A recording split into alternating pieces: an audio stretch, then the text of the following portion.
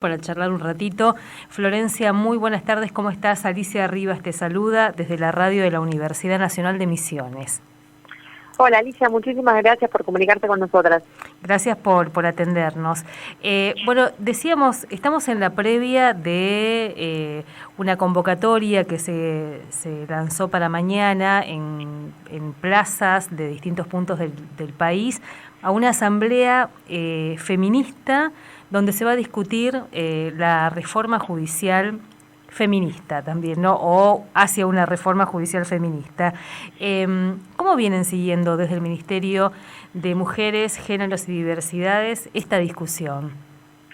Bien, buenísima la pregunta. Bueno, para nosotros es un punto central de nuestra agenda de trabajo.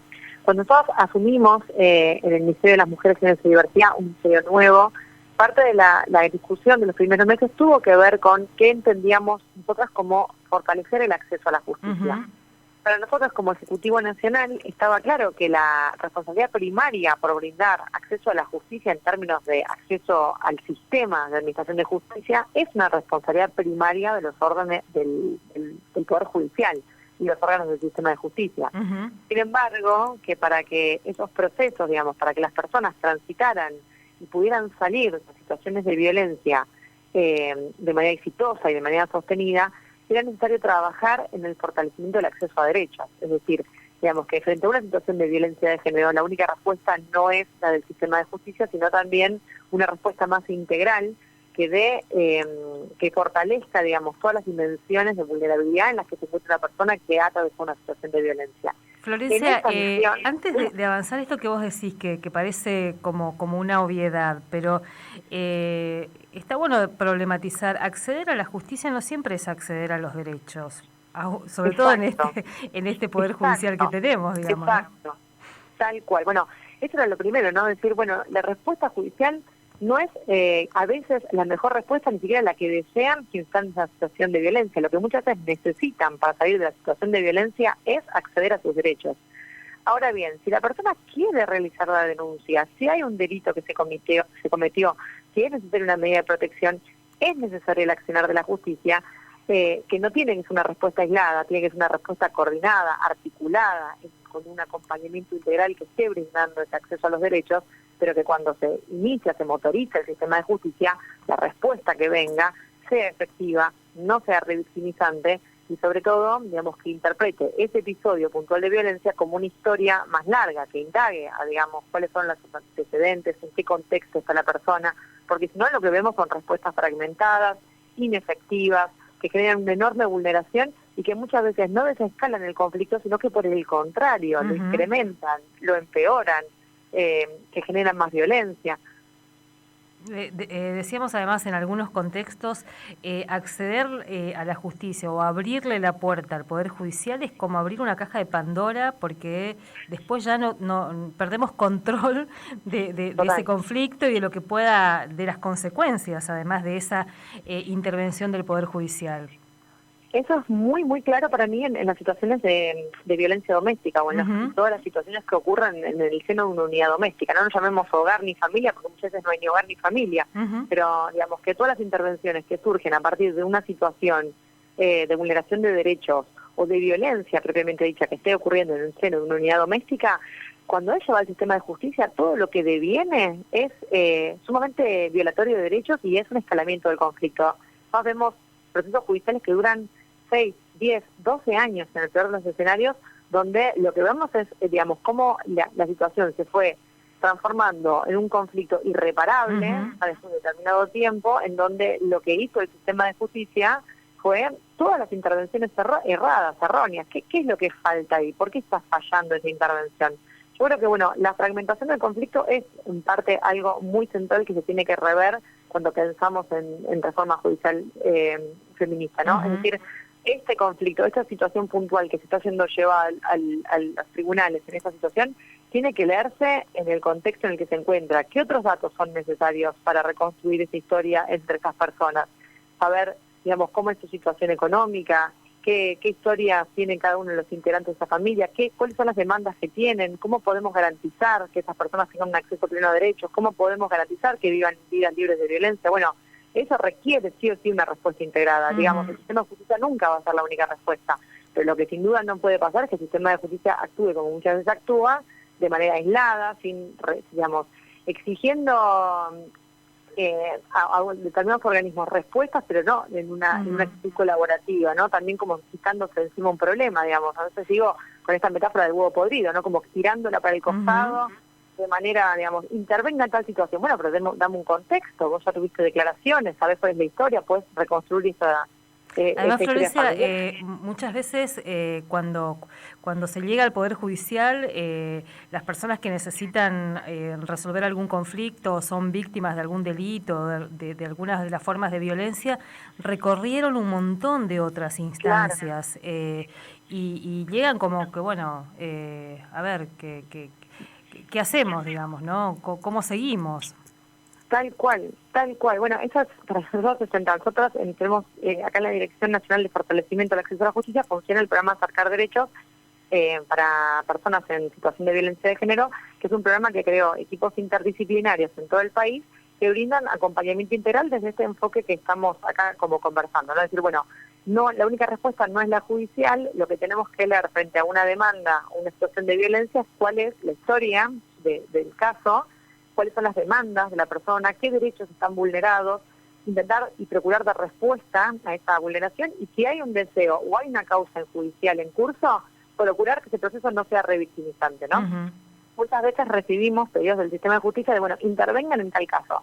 Y entonces nos llega un oficio con un nombre y un apellido y un pedido de intervención. Y nosotros esos pedidos los devolvemos diciendo, bueno, a ver, si esto es un proceso judicial, acá hay una historia que ustedes ya saben, ya conocen, ya escucharon declaraciones, reconstruyan esa historia, dennos esa información, porque si no, vamos a volver a comunicarnos a la persona, a pedir que relate una vez más todos los hechos. Hay un montón digamos, esa historia está reconstruida en un montón de pases en distintos organismos, que no está centralizada, que no está como unida en las distintas partes. Eso también es una mala intervención estatal, y cuando digo estatal me refiero también al Poder Judicial. Escuchaba entre algunas de las cuestiones que aparecen como necesarias a discutir, es como una instancia de escucha, pero de escucha real a la persona que llega a pedir el servicio de justicia. Y eso parece también una obviedad, pero no lo es. No lo es, digamos, ¿no? No. Hay una sensación que yo tengo, bueno, es algo que creo que todos estos años de experiencia de trabajo en el Poder Judicial me han llevado a esta conclusión, que tiene que ver con que los abogados en general, bueno, primero crean organismos donde solamente están dirigidos por abogados. Y la disciplina jurídica es realmente una mala herramienta para abordaje de los conflictos sociales que circulan cotidianamente por el Poder Judicial, por el sistema de administración de justicia. Y los abogados nos formamos en universidades que en general nos presentan como letra muerta, digamos, que es como códigos que fueron escritos en otra época, cuando los fenómenos delictivos eran otros, leyes que fueron ideadas, bueno, quizá algunas incluso son más actuales, no sé, el sistema normativo internacional, pero son siempre normas y cuerpos jurídicos aislados del contexto en el que se desarrollan y no trabajando sobre los fenómenos sociales que que debe resolver el Poder Judicial. Entonces, lo que nos encontramos después son profesionales que no tienen las herramientas adecuadas para trabajar esas situaciones de violencia. Y necesitamos la interdisciplinariedad para poder dar respuestas. Muchas veces puede haber buenas intenciones, pero muy malas intervenciones. Y eso sobre todo uno lo escucha mucho para nosotros trabajando con equipos interdisciplinarios, desde la perspectiva del trabajo social o la perspectiva de la psicología, cuándo, digamos, qué tipo de intervenciones son necesarias en determinado momento, cuáles son los límites de lo que se pueden hacer también en algunos contextos de violencia, que también es importante pensar para pensar los abordajes y poder ver qué respuestas se pueden dar y cuáles respuestas no se pueden dar o podemos intentarlos, pero puede ser que fracasen, ¿no? Hablabas al principio de las expectativas y también ahí me parece que se necesita ser como muy claros y muy claras en relación a qué se espera que haga el Poder Judicial ante los conflictos y qué realmente puede hacer, más allá de las críticas que uno pueda tener a cómo funciona, pero ¿qué esperamos que haga el Poder Judicial? Sí, a mí la sensación también es que el sistema de justicia se ha transformado como en un escenario simbólico también muy importante, porque muchas veces lo que las personas necesitan es de un juez, de una figura que dé la razón, ¿no? Que diga esto que ocurrió es grave, no te tendría que haber ocurrido, esto es sancionable, por esto condeno, por esto reprimo, ¿no? Y que, digamos, es un escenario que tiene mucha historia, yo creo por todo el recorrido del país también en el proceso de memoria y verdad y justicia, comprensible también y además porque frente a hechos de violencia uno tiende a pensar que la institución que tiene que intervenir es el sistema penal, pero que muchas veces lo que uno se encuentra también cuando está en contacto permanente con situaciones de violencia y con escucha, es otras demandas muy fuertes, ¿no? La demanda de escucha empática, de poder encontrar un lugar donde uno se sienta alojada. Donde las respuestas del campo de la psicología parecen como muy necesarias también, ¿no? Y muy demandadas. Nosotros, después de 1 año y medio de programa, tenemos mucha más demanda de atención psicológica que de servicios jurídicos. Esto para nosotros fue algo muy impresionante que nos encontramos. Ahora, ¿qué seguro le podemos pedir y le debemos exigir al Poder Judicial? Que no dé respuestas violentas.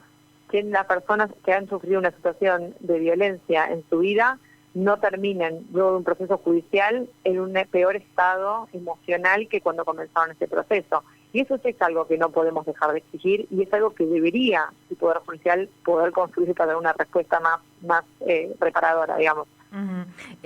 Hablabas esto de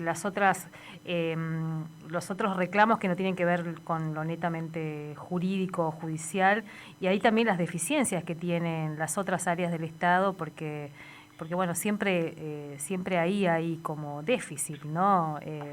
¿A dónde se reeduca una persona que pasó por una situación de violencia y necesita, no sé, discutir nuevas masculinidades o repensar vínculos? ¿Dónde? ¿Cómo? Tal cual.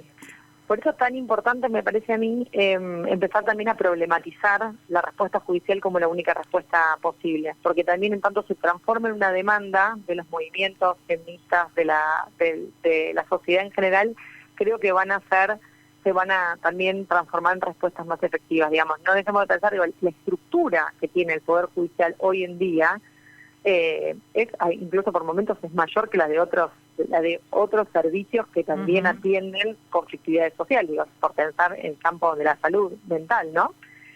Bueno, eso también tiene que ver con el lugar que se le ha dado también el sistema de administración de justicia. Es decir, también problematizamos que esa sea la única respuesta posible, quizás se puedan construir otros dispositivos más grandes, con más recursos, mejores condiciones. Por último, Florencia, sabemos que ustedes desde el Ministerio y desde tu dirección firmaron un amicus pidiendo, interviniendo de alguna manera o pidiendo por la libertad y absolución de María Obando, que es una de las caras también, la historia de criminalización y de persecución de mujeres en situación de vulnerabilidad es una de las caras de nuestro Poder Judicial y en Misiones tenemos bastante claro con la historia de María, con la historia de Victoria Aguirre, con la historia de Cristina Vázquez también, ¿no? Tal cual. Contanos un poco de ese amicus. Bueno, para nosotros el caso de María es gravísimo en términos institucionales porque es una situación de una historia de violencia y de vulnerabilidad atroz, en la cual la única cara, o la cara más visible del Estado es la que aparece de la mano del Poder Judicial condenando, ya digamos en un segundo proceso, porque María ya fue víctima, digamos, ya atravesó otro proceso judicial, con todo lo que eso implica, también el costo emocional y en la salud física también de una persona que atraviesa un proceso como imputada, ahora un nuevo proceso que la condena a más años que a las personas que cometieron los abusos. También me parece como muy impresionante, ¿no? Digamos, uno tiene a 3 imputados, 2 varones acusados de haber cometido de propia mano delitos de abuso sexual y a quien fue la madre, que tiene una pena mayor. Es como muy impresionante la situación. Y más cuando uno reconstruye cómo es la historia de vida de María, ¿no? Que a uno le da la sensación justamente que es una mirada muy estereotipada, donde se le está exigiendo un deber de cuidado que nunca nadie tuvo con ella, ni el Estado tampoco, ¿no? Entonces ese rol de garante que se le exige, no es incluso en términos penales, es una aberración jurídica, no se puede exigir un reproche de su accionar que que no esté en diálogo con lo que ella realmente podía hacer, ¿no? Es una definición muy descontextualizada de su historia. Eso, bueno, es una mirada cegada y sin perspectiva de género. Nosotras decimos, porque un poco a través de la historia de María pudimos acercarnos a otras historias. Te decía Victoria Aguirre, bueno, Miriam Bogado y una cantidad de otras mujeres que han pasado por la situación de criminalización, de judicialización, de encarcelamiento, además. Que esta sería como una política de este Estado del Poder Judicial, digamos, para exculpar al Estado de las responsabilidades que tiene. Y va sobre, en este caso, una persona de manera individual, descontextualizando la situación y responsabilizándola de un hecho que, hay que decirlo, el Estado debió haber evitado, por lo menos, ¿no? Porque son todas situaciones de extrema vulnerabilidad. Totalmente, sí, coincido absolutamente con nosotros.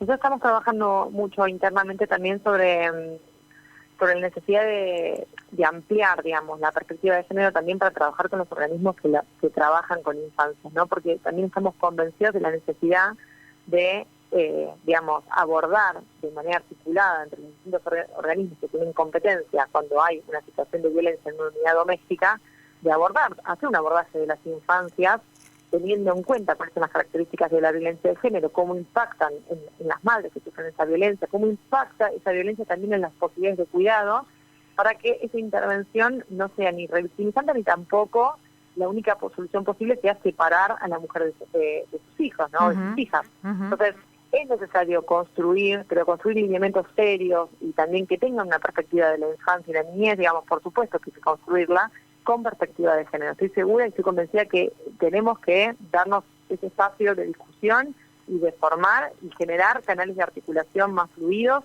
y que sean entonces respuestas más integrales cuando identificamos que hay situaciones de violencia contra las infancias en contextos de violencia de género. Eso es una dimensión sobre la que hay que trabajar y creo que ahora, por lo pronto para nosotros, es una prioridad total. Florencia, muchas gracias por este tiempo. No, muchísimas gracias a ustedes por el espacio y bueno, y quedamos atentos a la jornada del día de mañana. Muchas gracias, hasta luego. Bueno. Ahí hablábamos con Florencia Sotelo, es directora